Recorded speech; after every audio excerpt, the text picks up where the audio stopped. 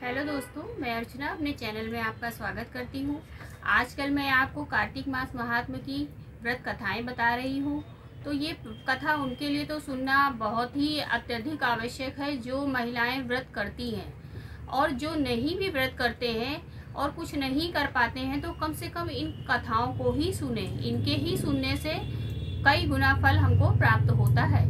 तो आप लोग अपना टाइम निकाल के थोड़ा 2-3 मिनट का इन कथाओं का रोज श्रवण करिए। हमारे चैनल पर रोज की रोज कथाएं अपलोड की जा रही हैं, तो दिन के हिसाब से आप इन कथाओं का श्रवण कीजिए और पुण्य के भागी बनिए। तो चलिए आज की कथा को हम शुरू करते हैं। आज हम सुनाने जा रहे हैं आपको कार्तिक मास महात्म्य व्रत कथा की कथा नंबर 9। तो बोलिए विष्णु भगवान की जय। राजा पृथु बोले, हे श्रेष्ठ ऋषि मुनि नारद जी, आपने कार्तिक मास के व्रत में जो तुलसी की जड़ में भगवान विष्णु का निवास बताकर उस स्थान की मिट्टी का पूजन करना बताया है। अतः मैं श्री तुलसी जी के महात्म को सुनना चाहता हूँ। तुलसी और कहाँ और कैसे उत्पन्न हुई ये बताने की कृपा करें। नारद जी ने कहा, हे राजन, आप सावधान होकर तुलसी जी की महत्ता तथा उनके जन्म का प्राचीन इतिहास सुनिए।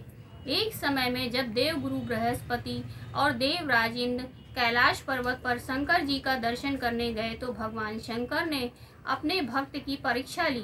उन जटाधारी दिगंबर ने उनके मार्ग में अवरोध डाला। यद्यपि वो तेजस्वी, शांत, लंबी भुजा और चौड़ी छाती वाले गौर वर्ण अपने विशाल नेत्रों से युक्त तथा सिर पर जटा धारे वैसे ही बैठे थे, तथापि उन भगवान शंकर को न पहचान कर इंद्र ने उनका नाम, धाम आदि परिचय पूछा और कहा, शंकर जी अपने स्थान पर हैं या कहीं गए हैं। इस पर उस तपस्वी ने कुछ न कहा, परंतु त्रिलोकीनाथ के ऐश्वर्य से गर्वित होकर इंद्र कब चुप रहते। उन्होंने क्रोध कर तपस्वी से घुड़क कर कहा, अरे मैं पूछता हूँ तू उत्तर क्यों नहीं देता। मैं अभी तुझे वज्र मारता हूँ, फिर देखता हूँ तू दुर्मति की रक्षा कौन करेगा। ऐसा क्रुद्ध हो इंद्र ने ज्यों ही उस दिगंबर को मारने के लिए हाथ में वज्र लिया, त्यों ही भगवान शंकर ने वज्र सहित इंद्र का हाथ स्तंभित कर दिया और विकराल नेत्र कर भगवान शंकर ने उसे देखा। त्यों ही ऐसा विदित हुआ मानो वह दिगंबर प्रज्वलित होता और तेज से जला देगा।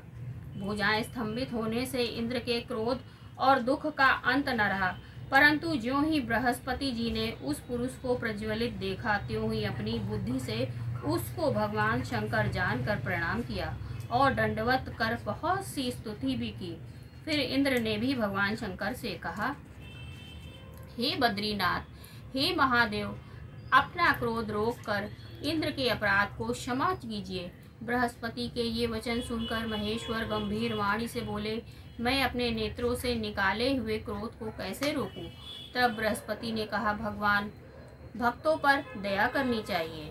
आप अपना भक्त वत्सल नाम सार्थक कीजिए। आप अपने इस तेज को कहीं और स्थापित कर इंद्र का उद्धार कीजिए। तब भगवान शंकर ने गुरु बृहस्पति से कहा, मैं तुम्हारी स्तुति से प्रसन्न हूँ, जो तुमने इंद्र को जीवन दान दिलवाया है। मैं विश्वास करता हूँ कि मेरे नेत्रों की अग्नि अब इंद्र को पीड़ित ना करेगी। बृहस्पति से ऐसा कहकर भगवान शंकर ने अपने माथे से निकले हुए अग्निमय तेज को अपने हाथ में लेकर क्षीर सागर में डाल दिया।